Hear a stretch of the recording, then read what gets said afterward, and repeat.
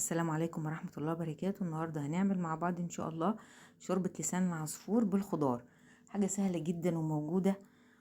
اول حاجة حطينا الحلة بتاعتنا فيها شوية الزيت وتأكدنا ان هم سخنوا. هنحط فيهم لسان العصفور ونحمره كويس قوي. احنا هنضيف لها ربع فرخة اللي هو الصدر متقطع.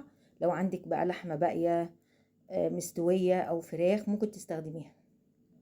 بعد ما حمرنا لسان العصفور احنا هنصفيه كويس قوي من الزيت ونطلعه على جنب.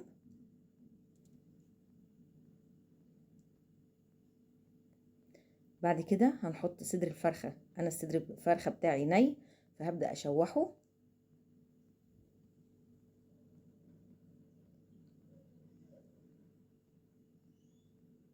بالشكل ده كده. ومعايا بصلة مفرومة ناعم اشوحها معاها. يبقى كده بس حطينا صدر الفرخة والبصلة المبشورة وهسيبهم شوية لحد ما البصلة بتاعتي تدبل. بعد ما البصلة دبلت هبدأ احط الكوسة المبشورة مغسولة ومتقشرة ومبشورة واشوحها كده مع البصل والفراخ. معايا جزر وقرنبيط هما كانوا متفرزين عندي فانا هستخدمهم. لو عندك فريش هتستخدميه برضو.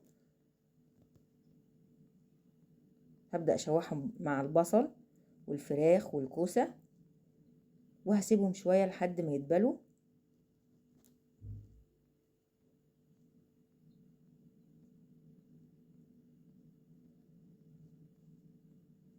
التوابل بتاعتي ملح شوية قرفة شوية جنزبيل كمون وكزبرة مطحونين.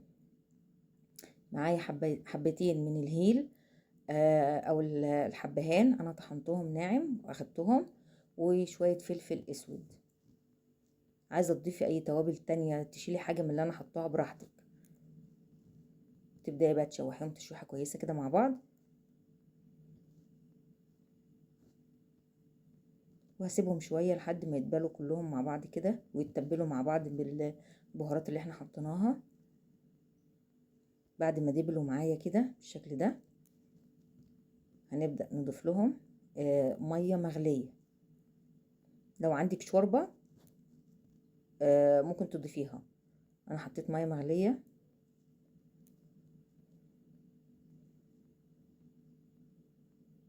بعد كده هنضيف بقى لسان العصفور اللي احنا حمرناه في الاول وسيبناه على جنب.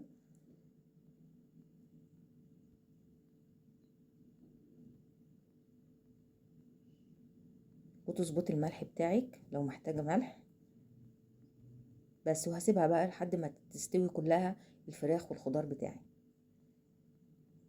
انا زودت شوية مية كمان.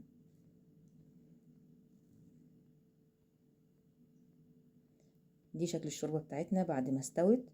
الف هنا وشفا. ما تنسوش اللايك والاشتراك وتفعيل الجرس عشان يوصلكوا كل جديد ان شاء الله.